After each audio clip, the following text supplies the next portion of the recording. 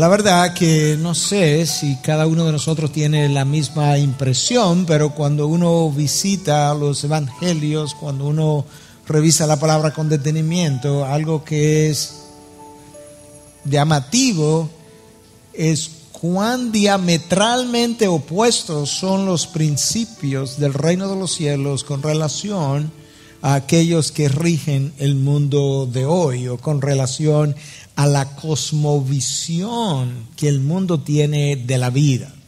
Yo creo que eso llama la atención. También llama la atención cuando tú estudias o revisas la vida de los cristianos, cuán difícil es erradicar la forma de pensar de ese mundo secular que está allá afuera, de las mentes de aquellos que ya han sido incluso lavados por la sangre de Cristo. Y yo creo que la dificultad, por un lado, yo creo que es compleja, pero la dificultad, por un lado, tiene que ver con el hecho de que a la carne le atrae mucho más aquello que el mundo tiene que ofrecer que aquello que Dios brinda a aquellos que le buscan. Y por otro lado, yo creo que también lo hace difícil el continuo bombardeo de ese mundo en contra de la mente de Cristo que Él está tratando de formar en nosotros. Y eso explicaría muchas veces por qué terminamos nosotros obrando no de la manera que Dios quiere, sino de la forma como nuestra carne desea, y a la verdad que al final del camino nosotros somos los que cosechamos las consecuencias de tal obrar. Yo creo que el pasaje de hoy es una ilustración perfecta de cuán difícil es cambiar la mentalidad de aquellos que están tratando de seguir a Jesús.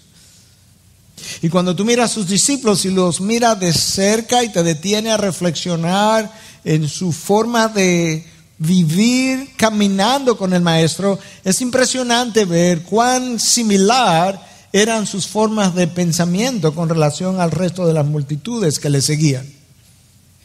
A veces ellos se parecían por su incredulidad, su falta de fe. A veces se parecían en su falta de entendimiento. Otras veces se parecían, como en este caso, en sus ambiciones, en sus deseos. Pero si notorio es eso, igualmente notorio es el hecho de que Jesús continuó amando a este grupo hasta el final, a pesar de su forma de pensar y de actuar. Y como yo he dicho en otras ocasiones, lo que mantuvo a ese grupo de discípulos como parte del equipo de Jesús no fue tanto su carácter santo exhibido desde el principio, sino el llamado que estaba sobre ellos. Es el llamado que te mantiene en el camino, y Dios tolerando muchas veces lo que parecería intolerable. El último evento importante que nosotros revisamos fue la transfiguración, donde Juan, Pedro, Jacobo estuvieron viendo a Cristo transfigurado, y ver a Elías y a Moisés como testigos celestiales que vinieron y se pararon al lado de Cristo y conversaron con Él. Y estar allí debió haber sido una experiencia extraordinaria, y probablemente decíamos que esta conversación con Elías y Moisés en la humanidad de Cristo sirvió para fortalecerlo, pero que lamentablemente esas mismas experiencias a veces no produjeron en los discípulos el efecto deseado. Hasta el punto que muchas veces, en vez de ellos ver estas experiencias como visitaciones especiales de la gracia de Dios, terminaron viéndolas como privilegios por encima de los demás. No podemos olvidar que hace poco que Pedro había recibido una revelación especial de Dios cuando le confiesa a Cristo que Él era el Cristo, el Hijo del Dios viviente, y Cristo le afirma y le dice: ciertamente, Pedro, ni carne ni sangre te ha revelado eso, sino mi Padre que está en los cielos. Y al rato, pudiéramos decir, de esa declaración y de esa visitación de Pedro, nos encontramos a Pedro reprendiendo a Cristo, y no sabemos Si esta revelación especial que Pedro recibió lo hizo inflar un poco, pero pudiéramos quizá pensarlo, y que Pedro se sintiera con el derecho ahora de reprender a su propio maestro, pero la realidad es que él se atrevió a hacerlo. Y a veces entonces las experiencias vividas, las visitaciones especiales de la gracia de Dios, en vez de colocarnos y de hacernos más humildes, lo que hacen es que tienden a levantarnos. Y yo menciono eso porque en esta ocasión nosotros nos encontramos al Señor Jesús corrigiendo nuevamente a sus discípulos por pensar una vez más a la manera del mundo. Este evento, este relato ocurre inmediatamente después que Cristo liberó a este joven que los discípulos no habían podido liberar de un demonio, pero cuando llegó Cristo, Él lidió con la situación y lo expulsó. Cristo sale de esa área, ahora se propone ir en dirección a Galilea, la región que lo había visto crecer y desarrollar su ministerio, y esta es la última visita a Galilea hasta después que Él muera y resucite.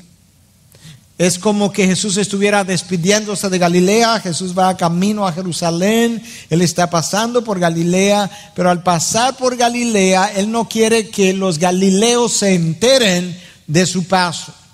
Escucha cómo Marcos relata eso en el capítulo 9, comenzando en el versículo 30. Saliendo de allí, iban pasando por Galilea, y Él no quería que nadie lo supiera. ¿Por qué no, Jesús? Si todo el mundo quiere oírte, todo el mundo quiere seguirte, todo el mundo quiere adorarte, ¿por qué no quieres que se entere la población de tu paso por Galilea? El próximo versículo nos da la respuesta, porque enseñaba a sus discípulos y les decía: el Hijo del Hombre será entregado en manos de los hombres y le matarán, y después de muerto a los 3 días resucitará. Cristo tuvo 2 ministerios de enseñanza, si lo pudieras ver de esa manera. Uno externo hacia las multitudes y uno interno en privado con sus discípulos más cercanos. Esta enseñanza acerca de su muerte y de su resurrección correspondía al ministerio de enseñanza interno, íntimo.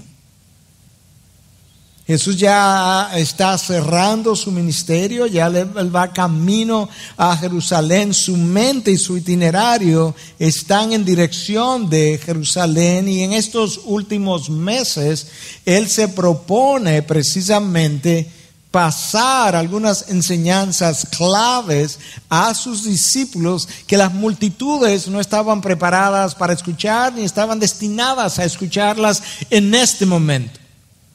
Posteriormente las escucharían. Nosotros las leemos y las exponemos hoy. Y la enseñanza en este caso, en este momento en particular, es que el Hijo del Hombre, refiriéndose a Jesús mismo, ha de ser entregado por la voluntad expresa, predeterminada de Dios Padre. Lo entregarían y Él moriría y resucitaría a los 3 días.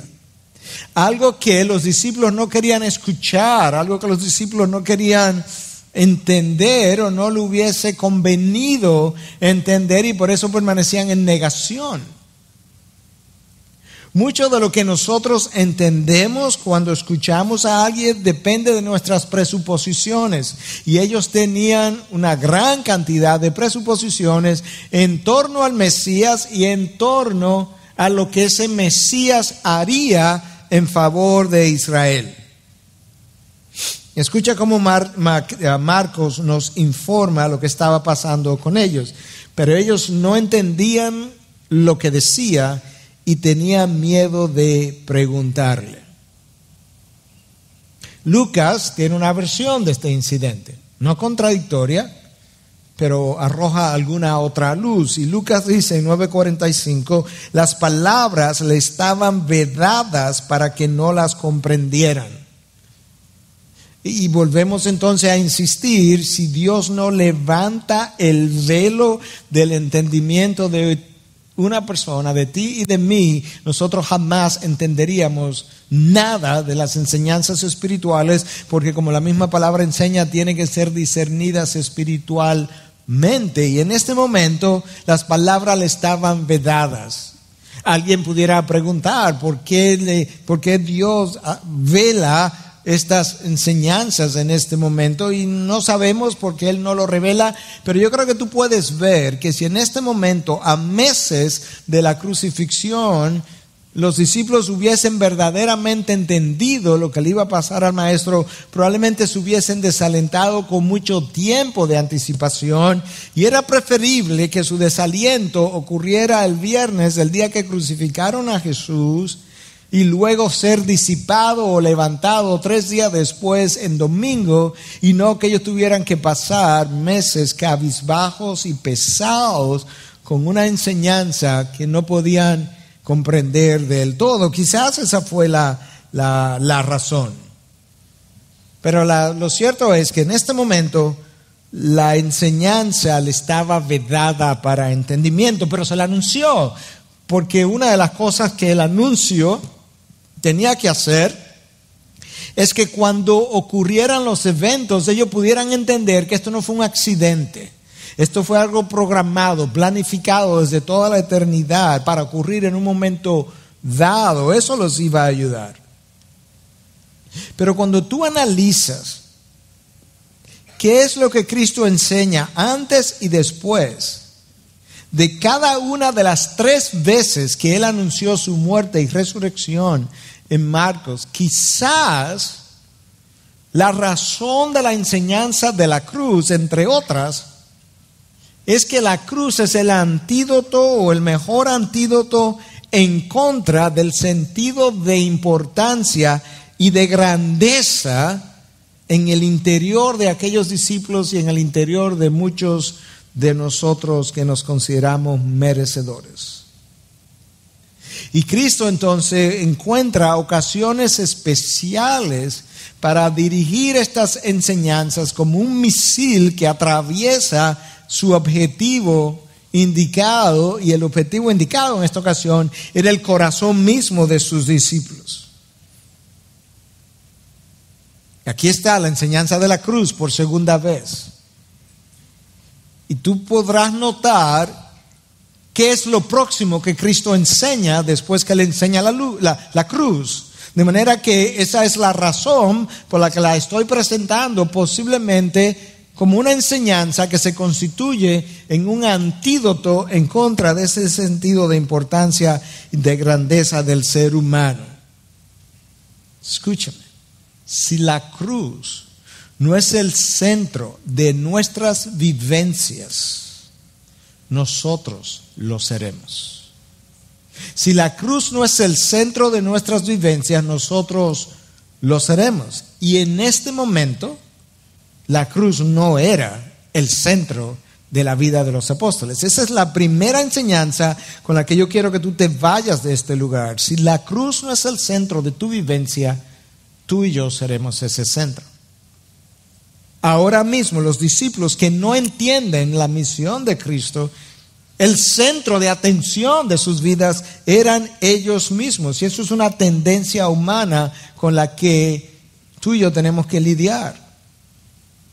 Cristo le hace el anuncio, continúa hacia Capernaum, entran a la casa. El texto dice que entraron a la casa, no dice que entraron a una casa, de manera que el artículo definido la casa nos hace pensar que esta es una casa que ellos visitaban con frecuencia, donde se producían parte de estas enseñanzas. Algunos especulan que quizás era la casa de Pedro, la verdad es que no sabemos. Y en la intimidad de la casa, con las puertas cerradas, quizás donde las multitudes ya no pueden penetrar, donde hay un círculo limitado de personas, ahí Cristo se propone enseñar algunas cosas importantes acerca de su reino en un lugar que pudiera garantizar cierta privacidad y cierta tranquilidad.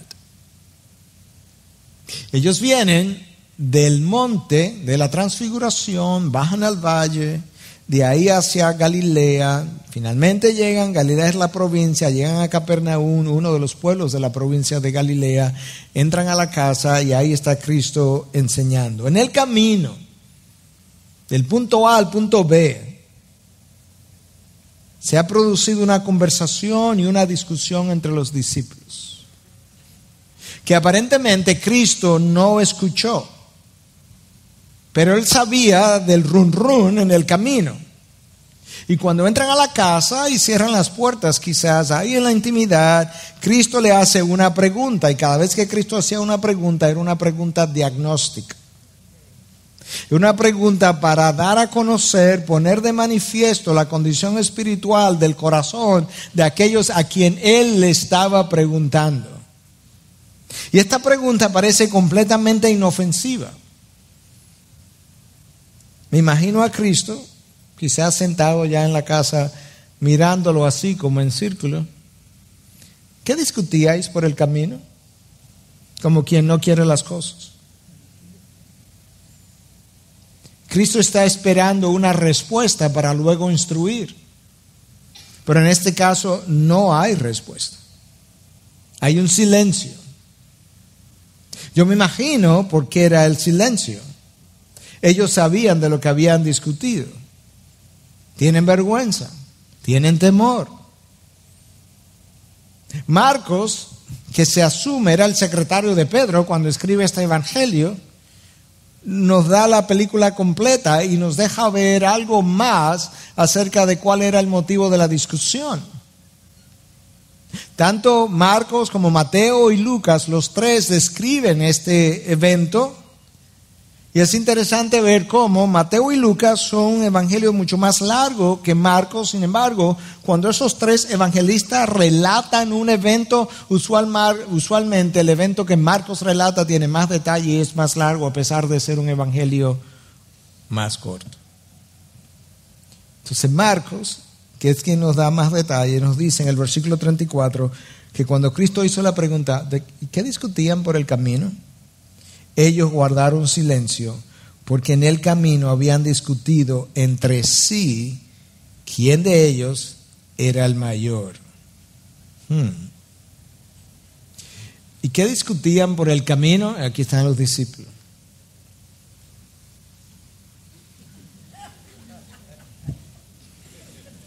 Pedro, tú Pedro, tú eres el que habla siempre. Quizás no solamente fue el miedo y la vergüenza que nos paralizan, quizás también la conciencia, que en ese momento se está percatando que la discusión, el tono, el tema eran inapropiados. Y esto nos deja ver a nosotros un poco que el discipulado no es un curso, no es un curso doctrinal, no es un curso de crear líderes. El discipulado es un proceso largo de ayudar al otro a cambiar la manera de pensar que adquirió en su formación del mundo, formación secular, para que pueda tener la mente de Cristo. Y en este caso, Cristo sabe lo que había en sus corazones. Él no escuchó la discusión, pero Lucas nos ayuda a entender un poco por qué Cristo hace la pregunta. Lucas nos dice que Cristo, sabiendo lo que había en sus corazones, hizo la pregunta, una pregunta diagnóstica. Cristo sabe algo más. Él no solamente sabe lo que hay en los corazones, Cristo sabía lo que había en la cultura. En el judaísmo del primer siglo, los rabinos discutían temas como estos. ¿Quién se sentaría más cerca de Dios en el paraíso? Y los escritos de los rabinos de esa época que sobrevivieron hasta nuestros días nos dejan ver que algunos de ellos opinaban que los que se iban a sentar más cerca eran los que habían sido justos en la tierra, que se sentarían más cerca que los ángeles incluso. Esos asientos estarían vacíos entonces, porque ¿quién ha sido justo en esta tierra? Somos justificados, pero justos en nosotros mismos nadie es. Otros decían, no, los que más conocen la Torá. Y otros decían, no es la Torá, son las buenas obras, el que más haya hecho buenas obras. Otros todavía decían, no son las buenas obras, son los maestros, los que han enseñado a otros a caminar en los mandamientos de Dios. Con todo ese trasfondo cultural, hay una mente que se ha formada y ellos están hablando conforme a lo que la mente formada en esa época pensaba y quién sería el mayor entre ellos. Ellos querían poder identificar el mayor porque el mayor garantizaría privilegios, reconocimiento, el primer lugar y sobre todo poder. El ser humano nace, crece, se desarrolla y muere con una ansia de poder, a menos que Cristo haga un trabajo. Tanto es así que la revista Time le ha ido dando en las últimas 4 o 5 décadas un nombre a cada década, y la década de 1990 fue denominada la década del poder. 1980, la década de la avaricia. 1970, la década de la revolución sexual. 1960, la década de los hippies y de las drogas. Y esa ansia de poder que se levantó en los 90 en la sociedad penetró el mundo de la iglesia, y ahora tú ves a muchos desear tener el poder de Dios para hacer cosas. La razón por la que el ser humano anhela poder es porque el poder garantiza el que yo pueda cumplir mis deseos. El poder garantiza que yo tenga quien me sirva en vez de yo servir. El poder garantiza que yo tenga razón aunque no la tenga. Es la única vez que yo puedo tener razón sin tenerla, es cuando yo tengo el poder. El poder garantiza que yo pueda mover a otros en la dirección en la que yo quiero ir. Y por eso el poder es tan típico de la naturaleza humana. Y mientras más inseguros somos, más poder queremos. Y mientras más orgullo hay en el interior de nosotros, más poder anhelamos. Y algunos entonces buscamos ese poder a través de relaciones. Nosotros no nos sentamos en un escritorio y decimos, Señor, yo quiero poder, darme poder. No, porque nosotros queremos parecer piadosos aún a nosotros mismos. En buen dominicano, nosotros nos allantamos a nosotros mismos. Y nos sentamos en el mismo escritorio y decimos, tú sabes, Señor, que no es ansia de poder, pero deseamos a veces adquirir ese poder a través de relaciones. Otras veces queremos adquirir el poder a través de dinero. Otras veces queremos adquirir el poder a través de posiciones. Y otras veces queremos manipular a Dios para poder tener poder y soplar gente y tumbarlas.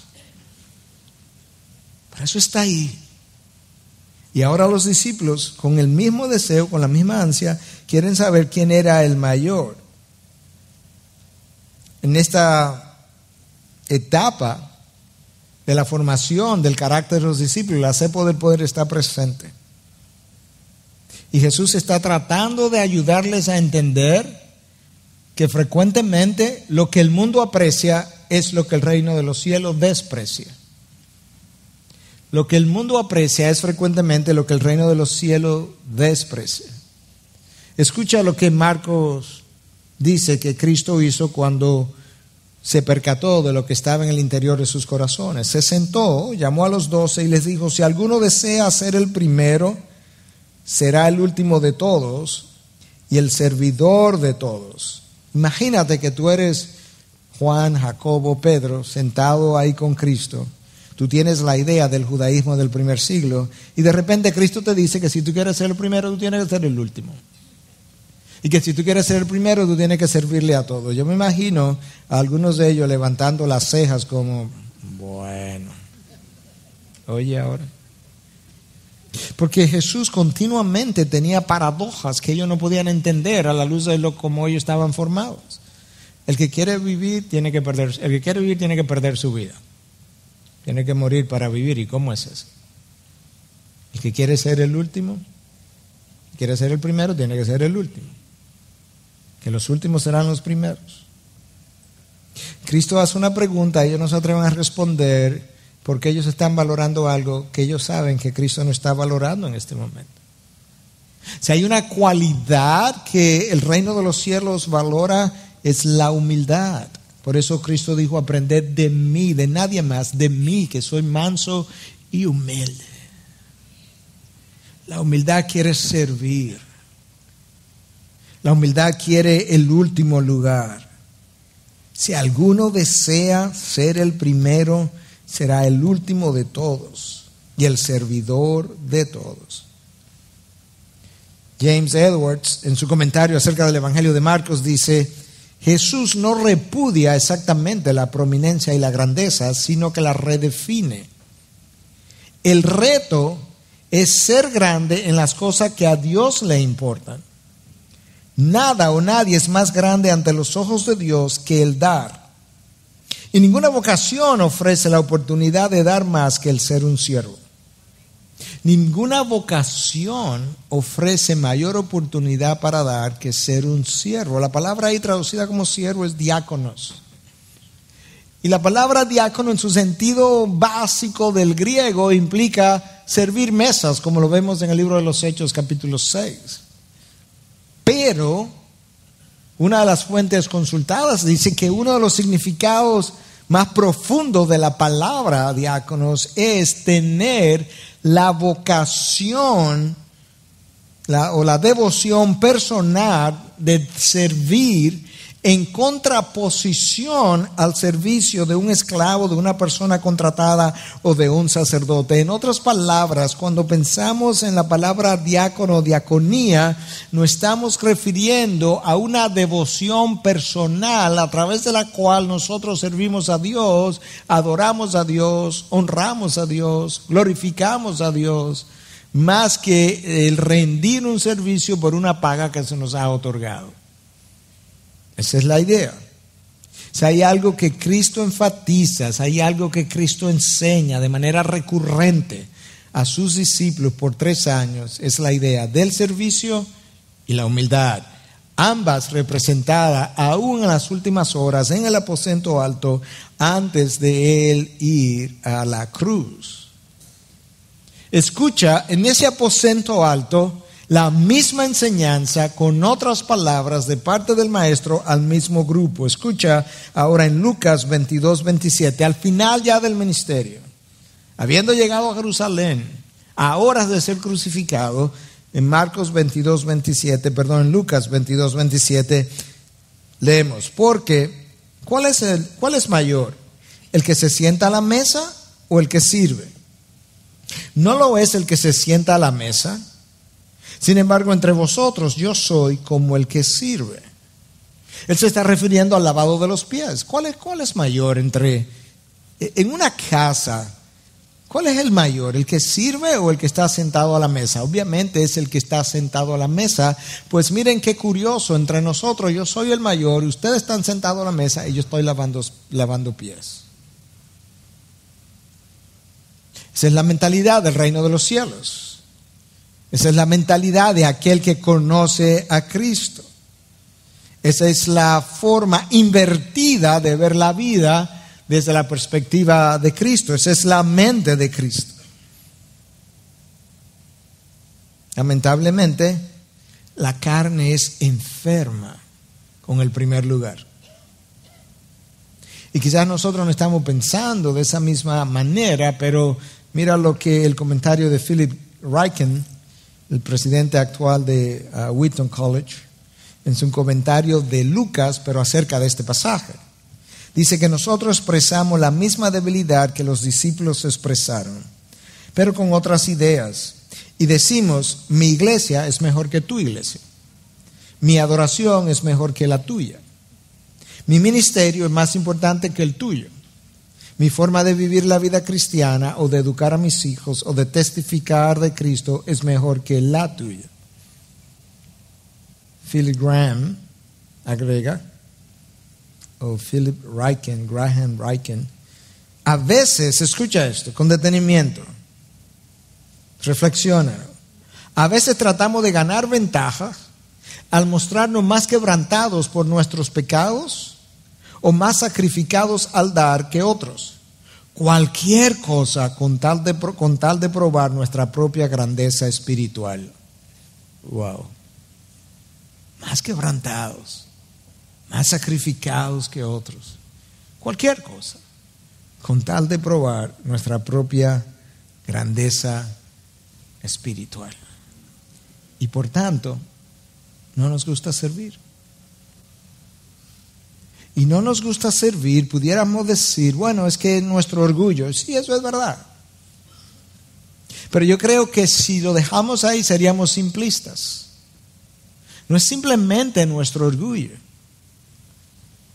es que no amamos. El que ama quiere servir al otro. En el servicio anterior yo decía que yo quería ilustrar lo que estaba diciendo de una manera bien sencilla y gráfica. Porque conocí a algunas de las personas que estaban en ese servicio con relación a lo que voy a decir. Y una de ellas era mi esposa. Y decía, las personas que aman a los perros, le encanta servir a los perros. Y habían 3 de esas personas que yo conocía muy bien, que son locas con los perros. Pero ¿por qué le sirven a los perros? Porque le aman. De manera que cuando a mí no me gusta servir, yo necesito pedirle a Dios que me ayude a llevar a cabo el segundo más grande mandamiento de la ley de Dios, después de amar a tu Dios con todo tu corazón, con toda tu alma y toda tu fuerza, y al prójimo como a ti mismo. Por eso nos servimos a nosotros mismos tan frecuentemente, y también por lo mucho que nos amamos para servir al otro. Nosotros necesitamos entonces una dosis mayor de amor por el otro. Primera de Corintios 13 dice que el amor no busca lo suyo, y si no busca lo suyo, ¿lo de quién busca? Lo del otro. ¿A quién le sirve? Y de ahí entonces que Cristo nos enseñó a pedir por el otro. El Señor le enseña la teoría, pero Él tiene que darle la ilustración práctica también. Y lo que Él hace entonces es que Él toma a un niño, lo pone en medio de ellos, versículo 36, y tomándolo en sus brazos les dijo: el que recibe a un niño como este en mi nombre, a mí me recibe, y el que me recibe a mí, no me recibe a mí, sino a aquel que me envió. Cristo no nos está diciendo en esta ocasión que yo tengo que ser como un niño. Esa es otra enseñanza de otro pasaje con niños en otra ocasión. En esta ocasión lo que Él está haciendo, Él está tomando uno de los miembros de la sociedad que era despreciado. La niñez no era valorada en ese momento. Las mujeres no eran valoradas en aquel primer siglo. Los niños eran tan poco valorados que, de acuerdo a la ley de Roma, cualquier padre o madre que después de dar a luz no hubiese querido el hijo, lo podía abandonar en la calle y dejar que se muriera en la calle. El infanticidio era legal en la Roma del primer siglo. Nosotros hoy tenemos leyes que protegen la niñez. Ese no era el caso. Lo que Cristo está tratando de decirle a los discípulos es: ustedes que tienen sed de poder y sed de codearse con los poderosos, con los pudientes, con la gente de importancia, ustedes en el reino de los cielos tienen que aprender a codearse con aquellos que no tienen importancia, como uno de estos niños, como las prostitutas, como los leprosos, como los pobres, los samaritanos, aquellos que son despreciados por la sociedad. Y en ese sentido, en la sociedad de hoy en día, la niñez es mucho más preciada que lo que fue en aquella época, de manera que quizás no nos sirva de ilustración tanto como sí sirvió en su momento. Y quizás una mejor ilustración en el contexto dominicano de nuestros días, si yo fuera Cristo, quizás una mejor ilustración pudiera ser, no estoy tratando de cambiar las palabras de Cristo ni sus ilustraciones, ya yo expliqué su contexto, cómo funcionó, pero una buena ilustración hoy en día podría ser llamar a un haitiano y poderle decir entonces, el que recibe a uno de ellos, me recibe a mí, lo recibe en mi nombre. Porque ellos son de los que la sociedad dominicana rechaza. Preferimos los poderosos, los pudientes, los conocedores, porque vivimos todavía enfermos con esa ansia del primer lugar que Cristo está tratando de deshacer en los discípulos. Eso es algo que tienen que aprender.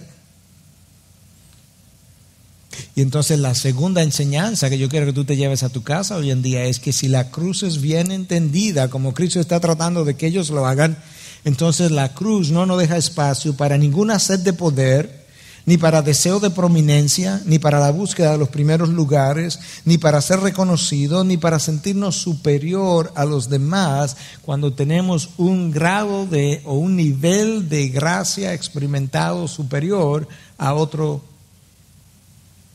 que quizás no ha tenido esa oportunidad. Déjame decir eso otra vez. La segunda enseñanza que yo quiero que te lleves a la casa es que la cruz, cuando es bien entendida, no nos deja ningún lugar para sed de poder, para prominencia, para la búsqueda de los primeros lugares, ni para ser reconocido, ni sentirnos superior cuando hemos recibido un nivel de gracia por encima del que otros han tenido. Una experiencia como la de la transfiguración, en el monte de la transfiguración, no me da derecho a condenar a aquellos que están en el valle esperando y que no han tenido tal experiencia. En el reino de los cielos la manera de ascender es descendiendo. De igualdad con Dios a forma de siervo a la cruz, de la cruz a la tumba. Ya no podía descender más.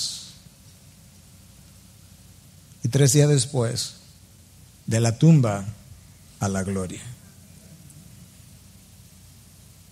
No olvidemos que en la última cena, 2 de los que estaban en el monte de la transfiguración estaban todavía pidiendo si se podían sentar a la mano derecha y a la mano izquierda cuando Él viniera en su reino. Eso es ahora de la crucifixión. Y conociendo su forma de pensar, pudiéramos especular si ellos no estaban preguntándose incluso si una experiencia como la del monte de la transfiguración no les daría a ellos algún derecho de estar a la mano derecha y a la mano izquierda, porque los otros 9 no estuvieron. Yo me imagino un diálogo entre Pedro, Juan y Jacobo, quizá con los otros, quizá un diálogo como el que tuvieron en el camino, el cual sería el mayor. Yo me imagino un diálogo como esto, quizás Jacobo pensando, bueno, no es por nada, y modestia aparte, pero por algo Jesús subió con nosotros al monte y no con los demás. Pedro, ¿tú te acuerdas cuando tu suegra que estaba enferma con una fiebre y que Cristo entró a la casa para sanarla? ¿Te acuerdas con quién entró? Fuimos los mismos 3, tú, Juan y Jacobo, por alguna razón será. Y me imagino a Pedro quizá pensando algo como esto. Bueno, es que los otros no tienen suficiente entrega ni pasión. Y Juan, el más espiritual de todos, por supuesto, los más espirituales vamos a estar más cerca. No de la suegra de Jesús, del poderoso. Y quizás por eso no debemos extrañarnos de quién es que hace la próxima intervención en el texto de hoy. Versículo 38. Juan le dijo, uno de los que había estado en el monte de la transfiguración: Maestro, vimos a uno echando fuera demonios en tu nombre y tratamos de impedírselo porque no nos seguía. Maestro, vimos a uno que estaba echando fuera demonios y nosotros, sin hablar contigo, tratamos de impedírselo. ¿Y sabes por qué? Porque no nos seguía. No a ti, a nosotros. Juan no está diciendo tratamos de impedirlo porque no te seguía a ti. No nos seguía. Nosotros somos parte del timón ahora, como si ellos tuvieran esa prerrogativa. Y uno de los problemas es que cuando nosotros tenemos esas experiencias, como ellos tuvieron en el Monte de la Transfiguración, a veces nos creemos con privilegios exclusivos que otros no tienen. Y en este caso, este hombre está echando fuera demonios. Vimos a uno echando fuera demonios. Parece que él estaba funcionando en tu nombre, echando fuera demonios. Y mucho más ahora cuando ellos han llegado al valle, se han encontrado con los otros 9 que habían fracasado expulsando a uno que estaba endemoniado, y ahora aparece otro que ni siquiera está con ellos y está echando fuera demonios. Se lo paramos, tratamos de impedírselo, porque no nos seguía. Y Cristo está tratando de enseñarles, ¿sabes qué? Ustedes 12 forman parte del reino de los cielos, pero ustedes no son el reino de los cielos. El reino de los cielos es Dios y su gobierno soberano sobre cada pulgada cuadrada de todo el universo. Nadie más. Jesús dijo, no se lo impidáis, porque no hay nadie que haga un milagro en mi nombre y que pueda enseguida hablar mal de mí. Pues el que no está contra nosotros, por nosotros está. Los discípulos seguían aprendiendo. Ese día aprendieron, nosotros no tenemos la representación exclusiva del reino de los cielos. No hemos firmado un contrato como representante exclusivo. Ni ninguna iglesia lo tiene, ni ninguna institución tampoco. Y esta es la tercera enseñanza con la que yo quiero que tú te vayas hoy. El reino de los cielos es más grande que cualquiera de tus concepciones o mis concepciones. El reino de los cielos es más grande que cualquiera de tus concepciones o de mis concepciones. Escucha a J.C. Riley comentando sobre esto en el Evangelio de Lucas, pero del mismo texto o del mismo evento. En cada periodo de la iglesia, muchos han gastado su vida copiando el error de Juan. Esos han trabajado para parar a cada hombre que no trabajaría para Cristo a su manera, impidiéndole trabajar para Cristo por completo.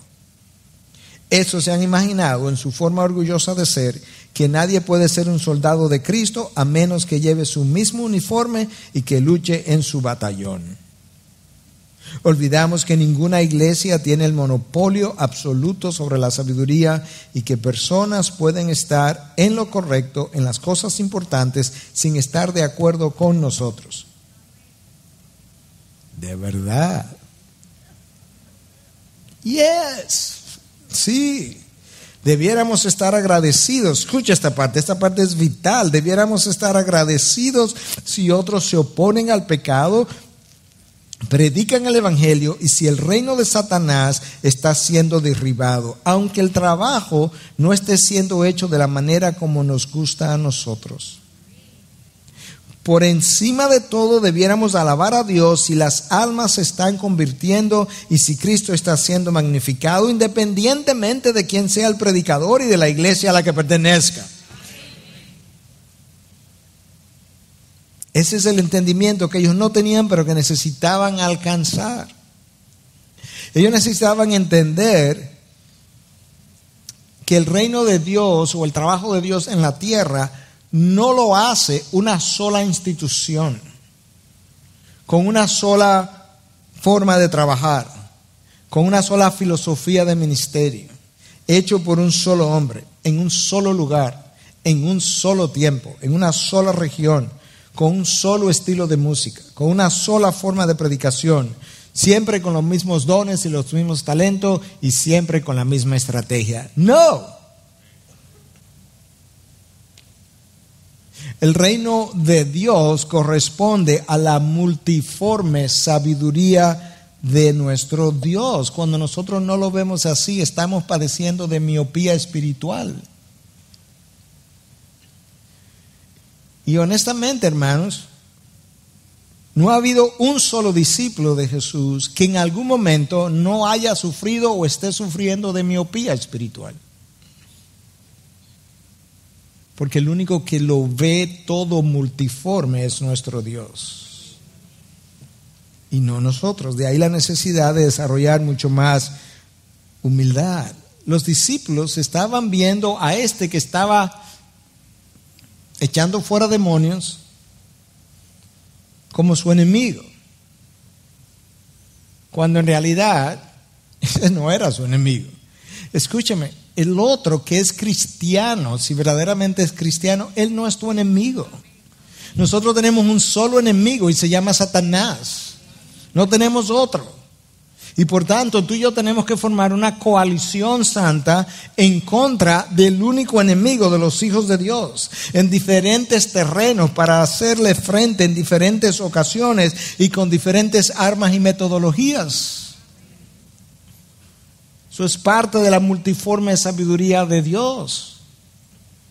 Pablo estaba tan consciente de esa realidad que cuando él escribe a los Filipenses en el capítulo 1, escucha lo que él dice: algunos a la verdad predican a Cristo aún por envidia y rivalidad, pero también otros lo hacen de buena voluntad. Esto lo hacen por amor, sabiendo que he sido designado para la defensa del evangelio. Aquellos proclaman a Cristo por ambición personal. Eso no me reconocen como designado para la defensa del evangelio. Aquellos proclaman a Cristo por ambición personal, no con sinceridad, pensando causarme angustia en mis prisiones. Entonces, ¿qué? Que de todas maneras, ya sea fingidamente o en verdad, Cristo es proclamado, y en esto me regocijo, sí, y me regocijaré. Cristo es proclamado. Ahí está mi gozo, ahí está mi regocijo.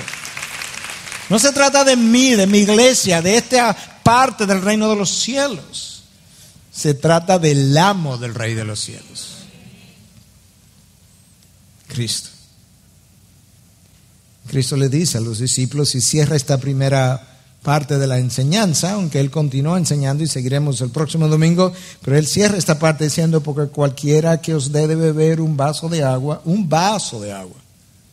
por razón de vuestro nombre, ya que sois seguidores de Cristo, razón de vuestro nombre, ya que sois seguidores de Cristo. ¿Cuál es el nombre? Cristianos en este caso. En verdad os digo que no perderá su recompensa. ¿Te imaginas que algo tan sencillo como un vaso de agua dado en nombre de Cristo no pasa desapercibido en el reino de los cielos?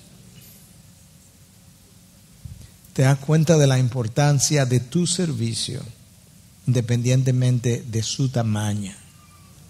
Siempre y cuando todo lo que hagas, ya sea que coma o beba o cualquier otra cosa, lo hagas para la gloria de nuestro Dios, pensando a través de la mente de Cristo y tratando de reflejar el carácter que Él viene formando.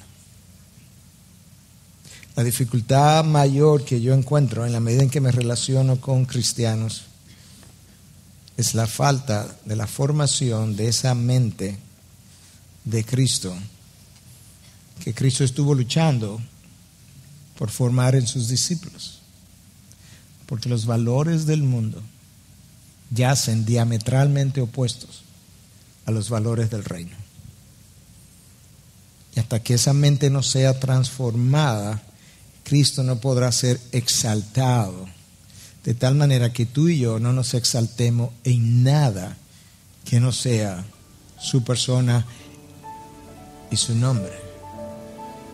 Porque aquel que no consideró igualdad con Dios como algo a que aferrarse, es al único a quien se le ha conferido un nombre que es sobre todo nombre, para que al nombre de Jesús se doble toda rodilla de lo que están en el cielo y en la tierra y debajo de la tierra, y confiesen que Él es Señor. Y así tú y yo tenemos que vivir. Y así tú y yo tenemos que servir.